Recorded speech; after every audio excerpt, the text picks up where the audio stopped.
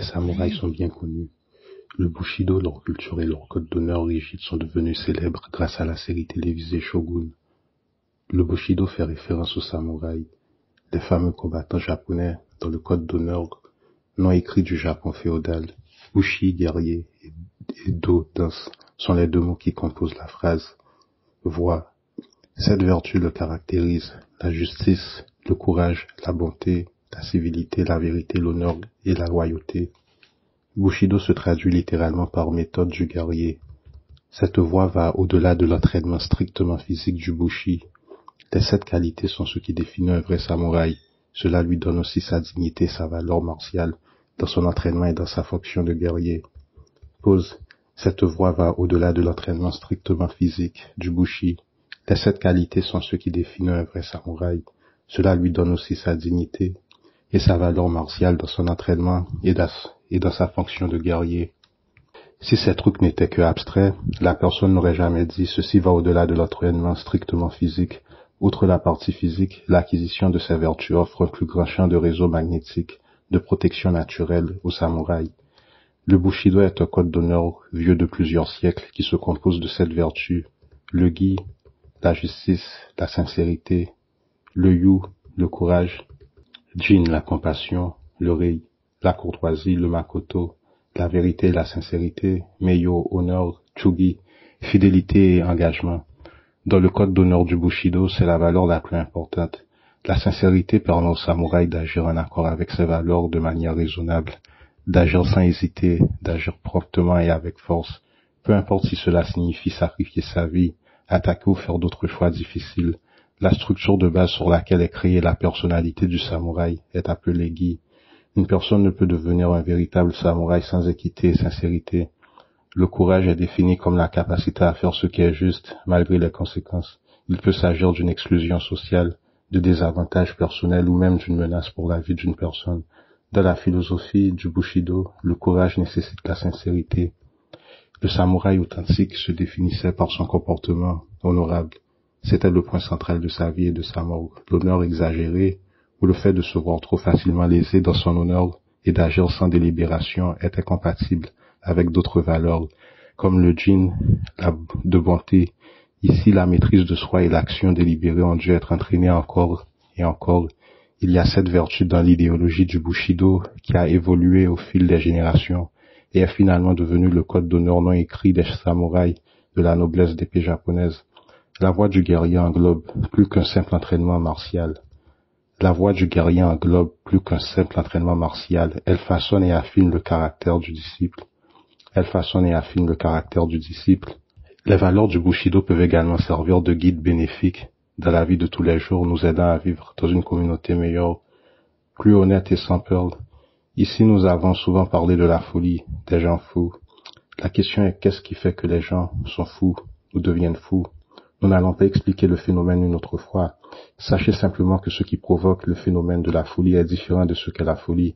Alors la question est qu'est-ce qui provoque la folie? Le manque de vertu. La folie, dans certains cas, c'est le désespoir. Le désespoir, c'est le manque d'espoir. Et 2 fois. Même lorsque vous prenez les plus grands méchants, la plupart d'entre eux ont des vertus. Donc la personne physique qui devient folle et qui n'est donc pas préparée par rapport à l'acquisition de ses dons est une personne qui manque de vertus. Nous vous disons donc que ces vertus ne sont pas que des vertus. Les vertus correspondent littéralement à des formes d'expression d'énergie particulières, une fois de plus. Ce sont les vertus qui font, par exemple, qu'une personne arrive à surmonter sa peur, un obstacle de l'an gagné, dont celle-ci n'arrivait pas à se défaire. Aller au-delà de la souffrance, de la peur, ce sont des vertus. Donc ces vertus, ces formes d'énergie particulières ne peuvent être acquises qu'en les pratiquant. Et certaines fois, c'est aussi génétique, dépendamment de votre mission de profil et de prédestination. Si par exemple celle-ci concerne la nature d'une mission d'orientation positive, votre biologie contient la génétique favorable afin de les acquérir. Mais comment une biologie est-elle en mesure d'acquérir des concepts abstraits? Une biologie n'est pas qu'une biologie. La biologie que nous avons a été choisie spécialement par l'âme afin de remplir la mission de prédestination et de profil. Ce ne sont pas, une fois de plus, que des concepts abstraits. Les concepts sont des formes d'idéologie énergétique, dirigées ou redirigées vers une orientation particulière et certaines fois spécifique. Il faut donc avoir la constitution corporelle nécessaire afin d'ingérer ces vertus en soi. Il existe un terme que son traduit en français donne littéralement un corps de connaissance. La connaissance est considérée comme un corps de concept, un corps. Donc, comme nous le disons, la biologie que nous avons a été choisie spécialement par l'âme afin de remplir la mission de prédestination et de profil. Nous sommes trois en un. Nous sommes astral / éthérique, mental / subconscient et physique / génétique. Cependant, le plus important, c'est l'âme, mais notre niveau de conscience fait que le corps est une réalité pour nous. Le corps est une extension du choix de notre âme, afin de bien mener notre mission de fréquence dans ce monde. Les robots n'ont pas d'arbre généalogique, mais exactement, ceux qui en possèdent une ont l'alignement de l'âme correspondante afin d'en avoir une. Nous parlons donc d'une certaine lignée génétique, qui active certaines capacités et gènes qui se connectent avec l'âme correspondante qui a préparé sa manifestation de la lignée. Correct. C'est l'individu de profil oral qui compte et non la classification, le regroupement. Mais la nature d'une personne n'est-elle pas déterminée par l'âme de celle-ci, et non par le corps physique? Partiellement, souvenez-vous que le profil oral et karmique s'unit avec la structure physique. Êtes-vous en train de dire que les conditions physiques particulières sont une réflexion physique de l'orientation spirituelle, que l'âme doit correspondre au génétique, même si seulement en termes de potentiel? Précisément. Ceci dit, le potentiel de développement spirituel d'une personne dépend en grande partie de leur génétique. Le processus naturel se marie avec la construction systémique physique lorsque présent. Fin de l'extrait. Donc voilà ce que font les vertus. Ces vertus éloignent le mal de vous. Ces vertus agissent tel un accélérateur de particules, puisque les vertus correspondent littéralement à des formes d'expression d'énergie particulière. Lorsque le mal, qui est une forme d'énergie, d'expression particulière, se dirige vers vous, ces formes d'énergie positive font que celles dites négatives s'éloignent de vous. C'est la science mystique des vertus. Un accélérateur de particules est un instrument qui utilise des champs électriques ou magnétiques pour amener des particules chargées électriquement à des vitesses élevées. En d'autres termes, il communique de l'énergie aux particules. On en distingue deux grandes catégories, les accélérateurs linéaires et les accélérateurs circulaires. Les accélérateurs linéaires et les accélérateurs circulaires. De ce fait, la vibration d'une énergie orientée positivement vibre tellement vite circulairement qu'elle rend insignifiante celles dites négatives. Le Merkaba ne devrait être aucunement appris, excepté à ceux étant sages et en mesure de déduire des concepts de connaissance via la sagesse. Les vertus donc. Comment puis-je demeurer sur la mule lorsque les révélations de secrets concernant le Merkaba causent le Shekinah qui réside en nous et les anges qui nous accompagnent à trembler? Et voici que l'ange a crié. Ce sont vraiment là donc les secrets du Merkaba. L'étude du Merkaba était faite pour les initiés des êtres vivants, bougeant autour de leurs yeux. Ils étaient en fait considérés dangereux et périlleux de pénétrer ces mystères. Seuls les hommes mûrs osèrent entrer dans les mystères. Ces enseignements étaient dispensés en suggestion, plutôt qu'en chapitre entier et complet. Cela se nomme la vision du Merkaba, et ceux se trouvant sous l'étrange hallucination s'imaginaient entrer dans le chariot céleste et flotter à travers l'air. À l'intérieur de ce chariot, ils sont censés faire leurs ascensions au niveau des cieux, qui lorsque entourés de lumière observent les secrets les plus intimes appartenant aux gens, des concepts qui autrement sont impénétrables et invisibles. Particulièrement significatif, la nature guerrière des anges entourant le chariot de feu, eux-mêmes armés d'armements de feu. Afin de passer par ces êtres terribles, le proposant doit s'armer d'amulettes, des sceaux contenant des noms mystérieux. Avant d'arriver devant le trône, celui-ci doit réciter certaines prières afin que le très grand lui-même lui adresse la parole, s'il en est digne. Maintenant, afin de vous expliquer une fois pour toutes ce truc de vertu, et que ce sont des caractéristiques qui sont en mesure de vous sauver de votre plus grande peur, la venue des catastrophes naturelles, etc. Il existe beaucoup d'enseignements qui promulguent que l'amour est la clé, la réponse. Ils disent que l'illumination et la connaissance peuvent être atteintes par l'amour. Le problème ne concerne en aucun cas le terme amour, mais l'interprétation du dernier. Ceux en densité 3 ont tendance à confondre ce sujet de façon assez terrible. Après tout, ils confondent de nombreuses choses comme étant des preuves d'amour. Qui plus est, la définition du terme amour n'est pas correcte non plus. Ce n'est pas nécessairement un sentiment qu'une personne émet et qui peut être décrit comme étant une émotion, mais plutôt, comme nous l'avons dit, l'essence de la lumière qui correspond à la connaissance, et celle-ci correspond à son tour à l'amour. Et ceci a été corrompu en ce sens que vous pensez que l'amour tel que défini dans votre monde particulier amène vers l'illumination. L'amour est la lumière et celle-ci est la connaissance. L'amour ne fait aucun sens selon les définitions communes employées dans votre environnement. Afin d'aimer, vous devez connaître et le savoir, c'est avoir de la lumière. Et avoir de la lumière, c'est avoir de l'amour. Existe-t-il donc aucune limitation par rapport au terme connaissance? Puisque la réponse à cette question est négative, quelle est donc la valeur de ce terme infini?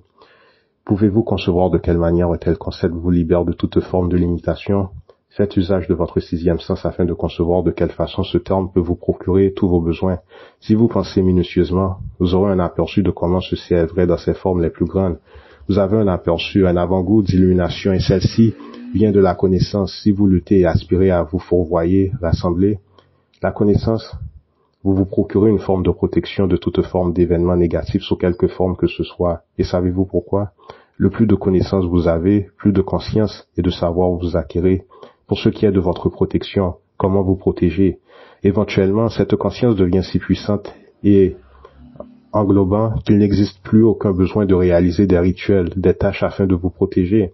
La protection vient naturellement avec la conscience. Lorsque vous grandissez en perception à un tel point, vous êtes en mesure de prévenir ces attaques. L'avantage est qu'avec l'anticipation de l'attaque, vous annulez d'avance 75% des effets de dégâts que sont destinés à provoquer ces attaques. Mais comment prévenir? Une fois de plus, c'est l'anticipation. Mais comment anticiper? Une fois de plus, ce n'est possible que via une perception rehaussée. Petit rappel. Donc voilà où nous venons en parlant d'attaque invisible. Évidemment, ce n'est pas avec une arme que vous pouvez vous défendre de ces trucs. C'est beaucoup plus psychique et mental afin de paraphraser. Reprenons. La connaissance possède toutes les substances. Cela va au cœur, au noyau de toute existence. Cela ajoute tout ce qui est désirable à son propre être. Et aussi en invoquant la lumière, comme vous le faites, comprenez que la lumière correspond à la connaissance, puisque ce qui se trouve au noyau, au cœur de toute existence, est cette même connaissance. Et puisque la connaissance se trouve partout, celle-ci procure une forme de protection pour quiconque, s'en équipant de toute forme de négativité, se trouve au sein de cette existence. Si vous avez foi dans le concept de recherche de la connaissance, aucune connaissance acquise ne peut être fausse, car ceci n'existe tout simplement pas. Tout et quiconque essayant de vous offrir de fausses informations échoueront. La substance même de la connaissance que celle-ci prend vous protège de l'absorption de choses fausses, mais quitte de ceux qui acquièrent de la fausse connaissance. Ce n'est que votre perception. Ce que vous n'arrivez pas à percevoir est que ces gens ne rassemblent pas vraiment de la connaissance.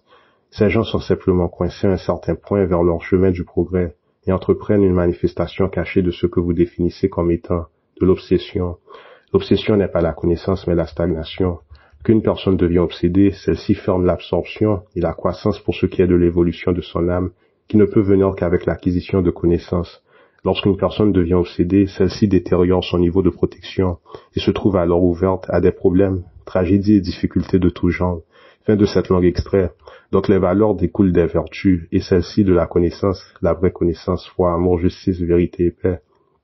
Devrais-je continuer à l'informer afin de l'encourager pour qu'il puisse voir le trou qu'il creuse pour lui-même? Je ne peux m'empêcher d'être désolé pour lui. Il y tombera de toute façon. Pourquoi prolonger l'agonie? Que voulez-vous dire? Les pensées suicidaires, puisqu'ils ne possèdent aucunement la motivation d'orientation positive afin d'aider autrui sans un agenda précis, la dite motivation qui par ailleurs procure une endurance de persistance aux gens de nature d'orientation positive afin de survivre à de grands troubles et périls. Donc votre forme de protection la plus grande contre la venue des cataclysmes ne sont pas vraiment des bunkers, etc. Ce sont des trucs dits abstraits, mais qui ne le sont pourtant aucunement.